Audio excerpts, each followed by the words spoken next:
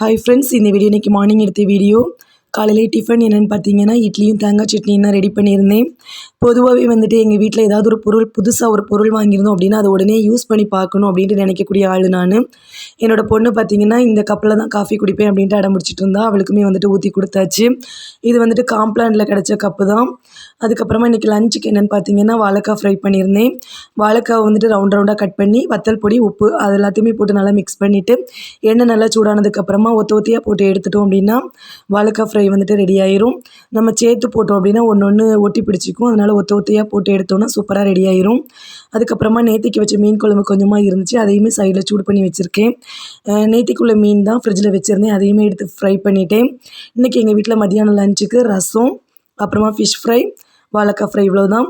வீட்டில் எல்லாருக்குமே கோல்டு, அதனால் நல்ல மிளகு நல்லா தூக்கலாக போட்டு வந்துட்டு ரசம் பண்ணியிருக்கேன். உங்கள் வீட்டில் வந்துட்டு என்ன டிஃபன், என்ன லன்ச் அப்படிங்கிறத கமெண்டில் சொல்லுங்கள். பிள்ளைங்களுக்கு வந்துட்டு நான் சாப்பாடு போட்டு கொடுத்தாச்சு. அவங்களுமே சாப்பிட ஆரம்பிச்சிட்டாங்க. இந்த வீடியோவில் தான் ஃப்ரெண்ட்ஸ். பிடிச்சதுன்னா லைக் பண்ணுங்கள், சப்போர்ட் பண்ணுங்கள்.